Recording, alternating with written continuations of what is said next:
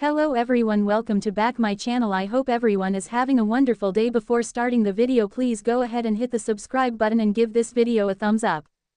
In France, Victor tries to get phone reception on the train car, but tells Nikki nothing. They wonder about Cole and hope he's better by now. She complains about not being able to communicate with the outside world. They're being held in a high-end prison courtesy of Kane Ashby. Can Victor outmaneuver Kane? Nikki wonders what they can do about this situation and notes Victor doesn't seem very rattled.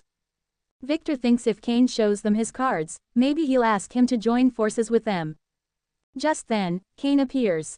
Victor tells him his timing couldn't be better. "We missed you last night." Kane had some business to take care of. He came to share some good news. The tracks should be fixed, and they can go by next week. Nikki says they're making the best of it. Kane notes this as a turnaround from the other day. Victor says they haven't been on a vacation for a long time. It's wonderful there. Kane's surprised he's letting go of his suspicions. Victor says he still has them. Kane asks what part of his announcement still has Victor suspicious. Victor says he doesn't believe he's done with Chancellor, but he understands his motivation is Lily. Victor insists she's happy at Winters. He should forget about Chancellor, it will never be his. Kane calls Victor out for making suppositions based on nothing. Nikki says anyone can see he has regrets about letting her go. Kane says his feelings about Lily are private. Victor reiterates that Chancellor will never be his, but, "I have a proposition for you." He asks Kane to take a walk with him. Nick joins Nikki and complains that he and Sharon need to reach the kids. This is crazy. They wonder again about Cole. Nikki only wants to think positive thoughts. Nick rants that he'll walk out of here if this doesn't sort itself out soon. Nikki relays that his father went for a walk with Kane. Nick hopes he's pressuring him to get them out of there. Nikki says he wants to try and form an alliance with Kane. She's afraid to ask the details. Nick questions Victor's turnaround. Nikki says he now believes befriending Kane is the best plan of attack. Nick complains that Kane is a wild card. Nikki agrees, he's not the same man they knew. Why is he coming out of the shadows now? Nick wonders if he's trying to make a statement. "What are you afraid of, Mom?" She says Kane wants Chancellor badly. She hopes Victor doesn't underestimate him. They have too much to lose if he does. Amanda fumes at Phyllis. Phyllis strolls into the maze and wishes Amanda good morning. She notices that she seems mad. Amanda snaps that she's narcissistic. A friend wouldn't do what she did. She made it look as though she was planning a power grab behind her boss's back. Phyllis says that's what they were doing. Amanda's angry about her putting her in this position with Kane. Phyllis apologizes sincerely, but notes he seemed to take it well. Amanda says that's not the point. Phyllis wants to move on. She has something else to talk to her about. Amanda says it's too early and will have to wait.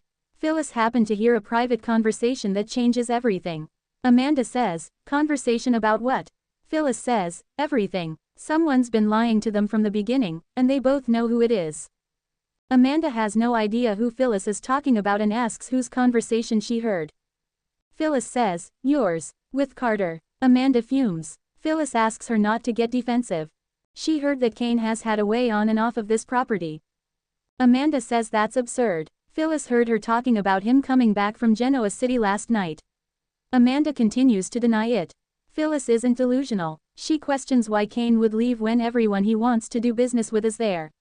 Amanda insists he didn't leave. Phyllis thinks she's starting to put it together. Kane doesn't want to do business with anyone there. He wants to do it against them at home, right? That's the plan. That's been the plan since the start, right?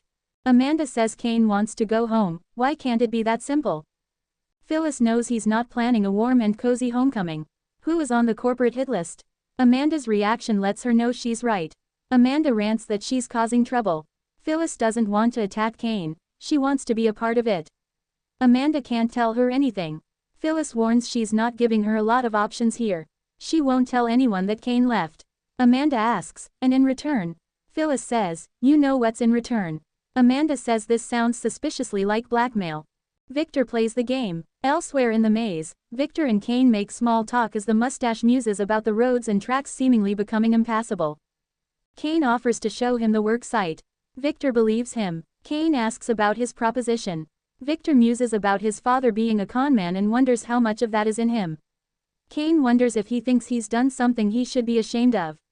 Victor's just blown away by what he's accomplished. Victor asks him to sit and asks him why they should be adversaries. What would he think of working together? Phyllis is rendered speechless. At the Mays dining table, Phyllis tells Amanda that blackmail is an ugly word. She's not making threats, just letting her know she can be a team player. She decides she should tell Kane himself. Amanda doesn't think she should talk to him. Phyllis argues Kane was impressed by her pitch.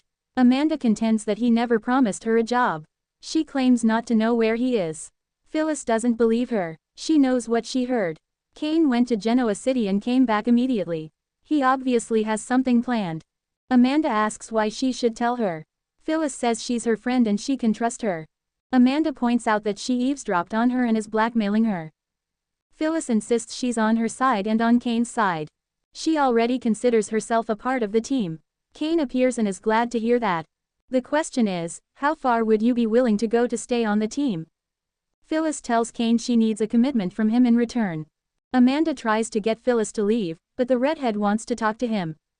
Kane asks if everything is okay between them. They both insist everything is fine. Phyllis tells Kane she knows all the players and isn't afraid to get her hands dirty. Kane's well aware and thinks he could use someone like her on his team. He warns there will be personal stakes involved here to prove her loyalty. Who would you be willing to betray to show me you're a real team player? Would she throw Billy or Jack under the bus? He'll make it harder. Would you betray Nick? Phyllis thinks her colorful reputation answers that question for him. I already told you that I'm in. Kane asks again who she would turn against. Phyllis says that's a lot to ask when he hasn't even told her his plan. Why would he bring up Billy and Jack? Is he going after Abbott Communications or Jabbit? Kane tells her she's a smart woman. Connect the dots. Phyllis guesses that he still wants Chancellor. He tells her to think bigger. Think bigger than you could possibly imagine. What if he were to tell her he wants all of them? Even Newman Enterprises. What would you say to that? Phyllis asks if this is a test. Kane says he'd be controlling a massive conglomerate of every business in Genoa City. Amanda titters that he's rendered Phyllis speechless. Kane wonders if she thinks he's crazy. She asks, is this something you could do? Does he have a plan? Amanda says it's gotten this far, and she would never underestimate what Kane Ashby could do. Phyllis is on board. She'll be right there by his side. He asks, what about your friends? Phyllis scoffs that Billy has thrown her under the bus and Jack would know it's just business. Kane asks about betraying Nick. Phyllis replies, even Nick, but she looks slightly ill at ease. Adam brings bad news. On the train car, Nick's sure that Victor admires what Kane has built, but assures his mother he'll protect Chancellor. Nikki's concerned that Victor will talk Kane into going after Jabbit. Nick suspects that Kane won't be easily manipulated. He likes being in control, and in Victor's world there can only be one king. They don't know Kane's endgame and need to be careful before getting into business with him. Victor appears and Nikki asks what he and Kane talked about. He smirks. Victor reports that Kane claims he's no longer interested in Chancellor, but he doesn't believe him. Just then, Adam staggers in, sweating and dirty. They gawp and ask how he got up there with everything closed. Adam gasps, trust me, it wasn't easy. Adam sits and explains he had to bribe people to find the chateau, and no one would rent him a car. He learned the usual way up there was by train and the tracks are out. He's surprised to hear they're staying in the train car, not the chateau, and that there's a maze. Adam reveals he walked to get there, on a path up the mountain. It took him 3 hours. The Newmans are astounded. Nikki asks about Cole. Adam says they transferred him to Genoa City, but it's been tough on Victoria and Claire. Nikki wants out of there and is prepared to walk down the mountain. They go over there being no cell reception. Adam sighs, then they haven't been getting his messages. The reason Adam came up there is he found information on Aristotle Dumas. And you're not going to like it, Pop. You're not going to like it one bit. Adam assumes they've met Dumas. Nick tells his brother he won't believe who it is. Adam guesses it's Colin Atkinson. Victor says close, it's his son. Adam says Kane was his and Chelsea's second guess. He tells them Arabesque has been buying up a ton of real estate in Genoa City since they left. He bought real estate surrounding Newman and Jabbit and even bought the athletic club. He also purchased Chancellor's old divisions. They're stunned to hear that Kane was in Genoa City yesterday and there is a way out of there. Nick fumes that he's going to find Kane and make him tell them the way out of there. Nikki cries that they need to get home. Victor says they will. Adam senses that Victor has a plan. Victor says Kane has been playing his game so far. Let's see how he does when he starts playing my game. Thanks for watching this video and please subscribe our Update World 24 YouTube channel for more update news.